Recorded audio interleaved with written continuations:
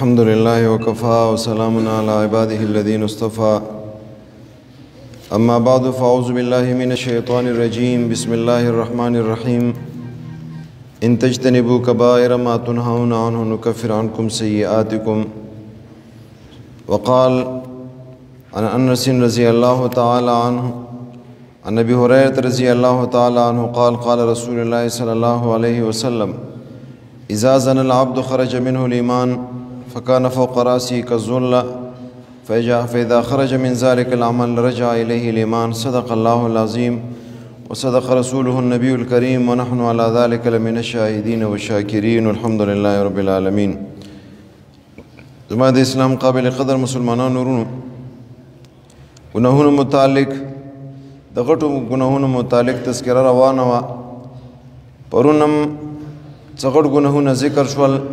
दागी तज़किरा वशवला दा रिवायत हम द अबू हुरैरा रज़ी अल्लाह ताला अन्हु द फरमाई क़ाल रसूलुल्लाह सल्लल्लाहु अलैहि वसल्लम नबी अलैहि सलाम फरमाइली दी इज़ा ज़नल अब्दु चकल बंदा बरका बदकारी शुरू की खरज मिन्हुल ईमान विदे वक्त के दसड़ी न ईमान वूज़ी फ़कान फ़ौक़ रासिही विदा ईमान दी नवूज़ी दा दसर द पासशी कज़ुल्लत पशांद साहिबान फ़इज़ा ख़रज मिन ज़ालिकल अमल दगा सड़े से कल दी अमल ना मन शिवूज़ी यानी दा अमल प्रेगी दी बदकारी प्रेगी दी रजा इलैहिल ईमान दगी ईमान और तबिया वापसी दी तरीके सरा दगा ईमान इंसान ना द बदकारी पे वक़्त की वज़ी परुन तफसील था उसका ज़िक्र शेव बाज़ी उलमाए किराम फरमाई सनफ़सी ईमान और की वी खु कमाली ईमान और नवूज़ी कामिल मोमिन दी वक़्त के दगा इंसान नवी बाज़ी उलमाए किराम फरमाई सना ईमान और की मौजूद खुद ईमान कम नूर दगा नूर नवूज़ी नूर ईमानी दी सरा नवी है। बाज़ी उलमाए किराम फरमाई वे नफ्सी ईमान पदी सड़ी की वी खु नूर शहूदी और की नवी ईमान शहूदी से इंसान सरा ईमान हाजिर हुई से आगा ईमान दा पदी खबर बने पुई की सो गोरे अल्लाह नाफरमानी तकई अल्लाह बद दगे अमल सज़ा ता दर कई दासी किस्म कम ईमान इंसान गुनाहों न मफ़कई मना कई आगा ईमान दी नवूज़ी और बाज़ उलमाए किराम फरमाई विदा रिवायत पखपल हालत बने बरकरार दा दगा इंसान से कल बदकारी शुरू की नु दा ईमान कम पदी की दा दगा ईमान दी नवचच साहिबान पर शक्ल की दी पसर बंदी उलाड़वी कल से दा अमन न मनशी नु अगी न बाद दगा ईमान और तोबशी उलमाए किराम फरमाई मा बाद अल्लाह दने की कपदे वक़्त की दी सड़ी तमर्ग रागल रोज़े का समर खुद से पता न लगी पकम हाल के बे इंसान तमर्ग रसी पदी वक़्त के इंसान तमर्ग रागल दगा इंसान ने ईमान वतले दा दी दुनिया न दगा इंसान बे भी ईमाना और बिदीना रुखसत चलो अल्लाह दा दासी हालत नमूता सुटोलो से तले की दमाई इज़्ज़तमंद नन दी मोबाइल द वजीना दीर खलक का गुमराही पलारे बनते रवान दी अल्लाह द मुता सुटोलो न उसे तले की नबी अलैहि सलाम फरमाई वे पकम हालत के तासु पदी हालत के बतासु बेरा उशते गए कमा तमूतून तुहयौन पकम हालत के ते पकम हालत के ताब ने मर्ग रागल मग हालत के बतर उशते गया दगा मोबाइल ता सरा दा तशबी पतुर तैयारो के तनास्ती प्रोती और तला गया अल्लाह ना फरमाने की है इस पता न लगी कि पदी वक़्त के अल्लाह तबारक व तआला तरफ न मलकुल मौत दर दरागलो पदी हालत के ताना सा वाखस्तलन अल्लाह तबत से जवाब और कया दीद वजिना उलमाए किराम फरमाई ये रिवायत की दासी रसी पकुर्ब क़यामत की दासी हालत जुड़ छी अल्लाह तबारक व तआला बाज़ खल्को नबी जुगाने बजूड़ी की और बाज़ो नबी खिंजीरान जुड़ किया है शपी समली ठीक ठाक बवी और सबई बसर उचती की नो शुक्र ने भी बिगड़ाव शी शुक्र ने भी बदल हुई अदा बकुम खलक भी अदा बागा खलक भी सो दे गानो बजानो सरा मोहब्बत साथी शपी ब ठीक ठाक भी उरे से ब ठीक ठाक भी शपी बद अल्लाह ना फरमाने हो कि गाने बजाने बोरी सबई से उचती की शुक्र ने भी मस्खशी हुई है चाना बेजुगाने जुड़ी हो चाना बखिंजीरान जुड़ी हुई अल्लाह दादा से हालत नमूता सुटुल से तले की मुआज़ रज़ी अल्लाह तआला अन्हु रिवायत फरमाए क़ाल अवसानी रसूलुल्लाह सल्लल्लाहु अलैहि वसल्लम बिआशरि कलिमातिन इमा तक़बल नबी रसूलुल्लाह सल्लल्लाहु अलैहि वसल्लम दल्लसु खबर वसियत करे दा अवसानी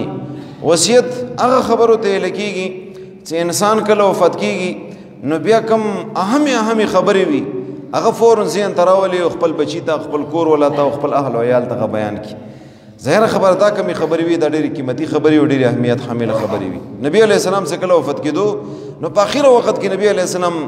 कम ताकीद करे दा कम वसियत करे दा दो शियानु करे दा अस्सलाह وما ملکت ایمانکم. نبی علیہ السلام امت ته وصیت وکړ چې ګوره لمونځ درنه پاتې نه شي. لمانځه خیال ډېر ساتئ. لمونځ درنه پاتې کېدل خو غټه خبره ده چې پیژام هم درنه نه شي. لمانځه خیال ډېر ساتئ. وما ملکت ایمانکم، او کم خپل ماتحت تاسو نو هغې خیال ډېر ساتئ. د غلامانو، د حیواناتو، د ملازمینو، تاسو سره کوم خلک کار کوي هغې سره نرمۍ معامله کوئ. هغې وصیت هم زه تاسو ته کوم. نو وصیت هغه تاکیدي خبرو ته ویل کېږي،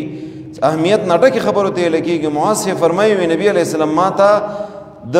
لسو خبرو تاکید سره حکم کړی ده. قال نبی علیه السلام ما ته وفرمایل یوه دا خبره، لا تشرک بالله شیئا، الله سره شریک مه جوړوه، دا په ګناهونو کې لویه ګناه ده. وان قتلت وحرقت، اگر که ته قتل کړلی شي او ته اوس وځولی شي، که تا باندې څوک مسلط شي ته وایي چې ایمان پرېږده که نه قتل کوم ده، او که دا اور ګوري دي اور ته د اچوم سوځوم ده. معاذ فرمایي نبی علیه السلام ما ته وفرمایل که ته قتل کېږي او که ته سوځولی کېږي خو ګورې ایمان نه ورسته نه شي. دو شی دي، یو ته عظمت یې لیکېږي، یو ته رخصت یې لیکېږي. عظمت هم دغه ده چې تا ته څوک وایي چې دغه ایمان پرېږده که ایمان نه پرېږده نو ولم ده، دا عظمت بنې عمل ده. رخصت دې ته یې لګېږي چې په دې وخت کې که ته ولګېدلې په خولې باندې تا کلمه د کفر وویل او ځکه د ایمان و الا من اکره وقلبه مطمئن بالایمان، تا ته دې اجازت ده چې ته کلمه د کفر ووایه. ولیکن دا آخر خبره چا ته خبره کوي؟ نبی علیه السلام دا معاذ صاحب ته خبره کوي، صحابي ته خبره کوي. صحابي هغه څه کله داسې قسمه کیفیت سره دوچار شي نو هغه به په رخصت باندې عمل نه کوي، هغه به عظمت باندې عمل کوي. بلا شی واقعات هغه موجود دي په تاریخ کې، صحابه کرام عظمت باندې عمل کړی، د رخصت باندې عمل نه ده کړی. شرک مه کوه. شرک دو قسمه ده، یو شرک جلی ده، یو شرک خفي ده. شرک جلی هم دغه ده چې ته ولګېږي الله ذات کې، الله صفاتو کې، الله افعالو کې څوک ورسره شریک. یو شرک خفي ده، پټ شرک ته انسان ته پته هم نه وي، هغه ولګېږي شرک ورنه وشي. شرک خفي هغه ته ریا یې لګېږي. ته لمونځ کوې دې دپاره کوې چې ما فلانکې سړی وګوري چې دا لمونځ کوي. ریا دپاره خودنې دپاره کوم عمل هم ته کوې، که ته لمونځ کوې، که ته مثال طور سره روژه ساتې، که مثال طور سره ته زکات ورکوې، خیر ښېګړه کوې، چې ریا دپاره کوې دې ته شرک خفي یې کېږي. الله تبارک وتعالی رسول مو تاسو دینه منع کړي. دویم نبی علیہ السلام معاذ فرمایي ما ته وفرمایل ولا تعقن والدیک، مور پلار نه فرمانی مه کوه، مور پلار زه ته آزار مه رسوه. وینما راک ان تخرج من اهلک و مالک، اگر که مور پلار تا ته وایي چې د خپل اهل نه خپل مال نه اوزه، تا بېدخل کړي، خپل اهل نه دم بېدخل کړي، خپل مال نه دم بېدخل کړي، بیا هم مور پلار ته بدسلوکۍ مه کوه، مور پلار سره حسن سلوک وکړه. نن څومره خلک داسې دي چې هغه په وړو وړو خبرو باندې مور پلار ته تکلیف رسوي، مور پلار ته دوک رسوي، مور پلار علاج نه کوي، مور پلار خیر ښېګړه نه کوي، نه اخلي، هغه سره تعاون نه کوي. او معمولي غوندې مثال طور سره خفګان سره راشي بیا ورته یو شی دی دې پلار سره ما دا کړي دي، مور سره هم دا کړي دي، فلانکي ټیم کې بیمار او بیا مې علاج ته بوتلله، کپړې مې ورته وکړلې، دا مې ورته وکړل، دا مې وکړل. الله بنده یې تا وجود دپاره ذریعه الله تبارک وتعالی همدغه مور پلار ګرځولي دي. همدې په وجې باندې الله تبارک وتعالی ته وجود درکړی دی، زیاته ته راغلی. که د څه تا ته میلاو دي د مور پلار په وجې تا ته میلاو دي، او ته به یې لګې به مور پلار باندې بیا احسانونه کوي، ما در سره دا کړي دي، ما در سره دا کړي دي. داسې انسان داسې بچی دا بدقسمته بچی ده، بدبخته بچی ده. اوس ورته پته نه لګي، خو چې کله دغه سایه ورنه اوچته شي، دغه چترۍ ورنه لاړه شي، هغه نه بعد به یې د اندازه ولګېږي چې مور پلار سره ښېګړه پکار وه که بدګړه ورسره پکار وه. درېیمه خبره نبي علیه السلام معاذ فرمایي ما ته وفرمایله ولا تترکن صلاة مکتوبة متعمده، ګورې فرض لمونځ قصدن پرې نه ږدي. فإن من ترک صلاة مکتوبة متعمدا، و کم انسان فرض لمونځ قصدن پرې ښودلو فقط برئت منه ذمة الله، نو دغه انسان دا بری شولو د الله د ذمې نه، الله د امان نه دغه انسان ووتلو. الله تبارک وتعالی چې څومره بندگان دي په خپل حفظ کې خپل امان کې ساتي. و کم انسان داسې وي چې هغه بې د عذره قصدن فرض لمونځ پرېږدي،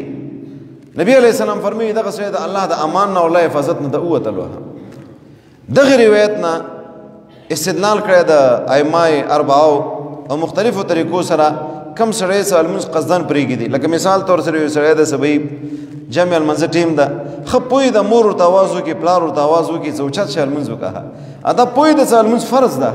ما باندې فرض ده او لمونځ کول پکار دي، دا ولګېږي قصدن یې پرېږدي. لمونځ ونه کړي لمانځه کوم ټیم د ټیم ورنه تېر شي، نو دې دغه لمونځ قصدن پرېښودلو. د داسې تارک صلات عمدن متعلق د ائمو مختلف رای دي. امام احمد بن حنبل رحمه الله فرمایي دې سړي څخه قصدن المنځ پرې خودلو وې دغه سړی مرتد شولو او څکه کله مرتد شولو نو دا واجب القتل دا به قتل کولای کېږي د دې قتل واجب ده ځکه چې الله حبیب صلی الله علیه وسلم فرمایي فقط بریت منه ذمه الله دا د الله د امان نه ووتو چې کله د الله د حفظ او د امان نه ووتلو نو دا محدور الدم شو د دې وینه معاف شوله نو دا انسان مرتد شولو واجب القتل شولو ریاست ته پکار دی چې دغه قتل کیه منځ پرې خودلو په حکمونو کې په عبادتو کې اهم عبادت څخه المنځ پرې خود الله حکم پرې خود قصد نه امام مالک سے امام شافعی سے فرمائی وی دغه انسان مرتد خو نه ده سلمونځ قصدن پرې خودل ده البته واجب القتل ده دی کلمه لا اله الا الله لی ده او بیا دا لګیا ده دا المنځ به پرېږدي المنځ نه کوي قصدن به المنځ پرېږدي به دو عذر څه مسالم نشته امام ابو حنیفه رحمه الله فرمایي وی دغه انسان قتل کول کېږي خو بنا مرتدم نه ده واجب القتل هم نه ده البته د سټیټ ذمہ داری ده مشرانو ذمہ داری ده چې داسې قسمه سړی داسې قسمه نوجوان داسې قسمه بالغ بچی دا به قید کړلی شي دا به تر هغه وخته پورې په قید کې وي څو پورې چې دې لمونځ شروع کړی نه وي څو پورې چې لمونځ نه وي شروع کړی دا په دې قید کې وي حتی کې که مرګ ورته رسي مرګ هم ورته په دې دغه کې راشي په دې قید کې راشي جیل کې راشي پرېږدولی کېږي به نه څو پورې چې دې لمونځ شروع کړی نه وي زما عزتمندو لمحه فکریه ده ما او تا دپاره ما او تا په کور کې څومره کسان دي چې هغه لمونځ نه کوي څومره زنانه دي هغه لمونځ نه کوي څومره نوجوانان دي هغه لمونځ نه کوي او حالانکې د لمانځه وعید همدغه د نبي علیه السلام فرمایي قصدن لمونځ چا پرېښودلو فقط بریت منه ذمة الله دا د الله د ذمې نه ووتلو مونځ اولنۍ وحي چې کله راغله نو اولنۍ وحي سره جبرائیل امین نبي علیه السلام ته د څه طریقه مو ښودله د منځه طریقه یې مو ښودله اول په نبي علیه السلام باندې تهجد المنځ فرض و بیا د تهجد المنځ فرضیت دا منسوخ شولو بیا دوه لمنځونه نبي علیه السلام فرض و یو سبعي المنځ او یو بیګایي المنځ بیا د هجرت نه 2 کاله مخکې معراج په موقع باندې نبي علیه السلام ته الله تبارک وتعالی 15 لمنځونه ویل کړل دغه 15 لمنځونه به ته کوې بیا د امت باندې 15 لمنځونه دغه فرض وګرځېدل یو لمونځ کول دي نارې زنانه خو باسې کور کې لمونځ کوي البته نارینه دا به په جمع سره لمونځ کوي جمع لمونځ به دا نه پرېږدي د جمع لمونځ کول یو خو لمونځ کول دي المنځ خو به عاصم ته کوي دویم دا ده چې جمع سره لمونځ کول نارینهو دپاره نو په دې کې ما فرمایي بعضې علما کرام فرمایي وي جمع سره لمونځ دا فرض عین ده بعضې علما کرام فرمایي وي فرض کفایه ده بعضې علما کرام فرمایي وي واجب ده احناف فرمایي وي دا سنت مؤکد قریب الی الوجوب ده وي دا سنت مؤکد ده وجوب طرف ته هغه نږدې ده او ظاهر او راجح کول دا دغه جمع سره لمونځ کول دا واجب ده کوم انسان جمع سره لمونځ نه کوي دغه انسان ګناهګار ده بې د عذره د مسجد تا سره شته او تا لمانځه ته تللی شي لمونځ کور کې کوي نو داسې سړی الله په نظر کې او شریعت په نظر کې دا ګناهګار انسان ده نو نبی علیہ السلام او فرمایل وی جمع لمونځ مه پرېږده او څلورمه خبره یې وکړه ولا تشربن خمره وی شراب مسکه فانه رأس کل فاحشه دا د هرې برایي جړ ده لکه چې کله شراب ته وڅکي ته عقل کار پرېږدي چې کار پرېښودلو نو بیا څه ګناه کوې بیا ته کولی شي ځکه چې عقل د کار نه کوي نبی علیه السلام وفرمایل وایاک والمعصیه وی ځان وساته ګناه نه الله نافرمانۍ نه ځان وساته ما ته نبی علیه السلام وفرمایل فان بالمعصیة حل سخط الله بمعصیت په وجې باندې د الله ناراضګي په تا باندې نازلېږي کوم انسان د الله معصیت او نافرمانۍ وکړله وی د الله کوم عذاب د الله کوم ناراضګي د دې سره دغه انسان مخامخ کېږي قرآن کې آیات کې الله تبارک وتعالی فرمایي اولم يروا انهم يفتنون في كل عام مره او مرتين ثم لا يتوبون ولا هم يذكرون اي دوی نه ګوري سکال کې یو ځل یا دوه ځل دوی باندې مصیبت رسی دا مصیبت په څه بنیاد باندې رسی د دې بنیاد باندې رسی چې دا نافرمانی کې د الله تعالی خلاف کوي ثم لا يتوبون ولا هم يذكرون پکار دوی تداوه چې دوی توبه وبسلی وي ځکه دې نافرمانی په وجه باندې د عذاب په دوی باندې رغلی ده والله هم يذكرون توبه وبسي او نه نصیحت اخلي دې د وجې نه نبي علیه السلام وفرمایي ګناه نه ځان ساتئ او بیا نبی علیه السلام وفرمایي وایاک والفرار من زحف وی میدان جنگ نه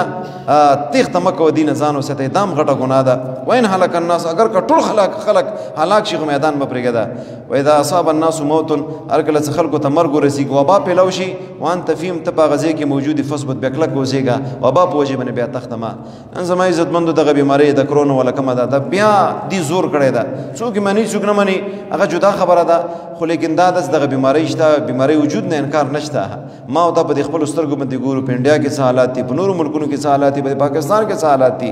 ما او ته پکار د دې څومره زیات احتیاط کول شي احتیاط کوو او داس په کور کې کوو لاس بار بار وینځو او په خپل ځان باندې پوه شو چې زه د تبې نیولم بیمارم فورا علاج او فورا خپل کور کې ځان هغه اساروا څه کله خې طریقې سره جوړ شي غینه بعد بیا راځه موږ دغه به احتیاطي کو د دومره غټه اجتماع او غټ محفل د مسجد کې نه کو پکار موږ دا و سباره غځي کې ترتیب بربرولې نو کې دې شي داسې یو ترتیب برابرم کو ټولو ته درخواست هم دا صدا بیماری دا او بیماری څومره تاسو احتیاط کولای شي احتیاط ورنه کوئ الله تبارک وتعالى دعا هم کوي چې الله تبارک وتعالى دغه بیماری زرد زره ختمه کی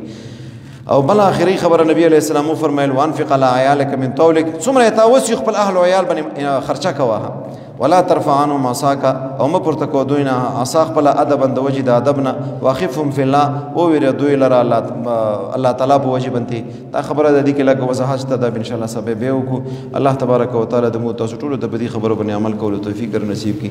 اخلاص سره دعا وکړه الله د سمولتي قبول او منظور کی په دې باندې عمل کولو توفیق نصیب کی الله څومره بیماران دي شته کې بیماران دي څنګه بیماران دي ټول ته صحتونه نصیب کی شفای کامل عاجل نصیب کی دا کوم وبا بیماری رغلی د الله دغه بیماری زرت زره ختمه کی الله دغه بیماری زرت زره ختمه کی الله مو د ګناه په وجه بنته دوم اې دې بندگانو د نافرمانی په وجه باندې دغه عذاب رغلی دا الله مو ته ګناهونه معاف کی اچا د ګناه د وجه نه دغه بیماری رغلی دا الله غوی ته ګناه معاف کی الله زرت زره امت مسلمه په حال باندې رحم وکي پورا انسانیت باندې رحم وکي نن د شفیع الله جی سے والد سے وفات مولوی سے بغتم دعا وکي الله قبر نور نډکی سر سفر په خوشحالي کې متصمر حقداران وفات مردگان اسلام ټول ته بخنه وکي او فیدم الى الله ان الله بصیر بالعباد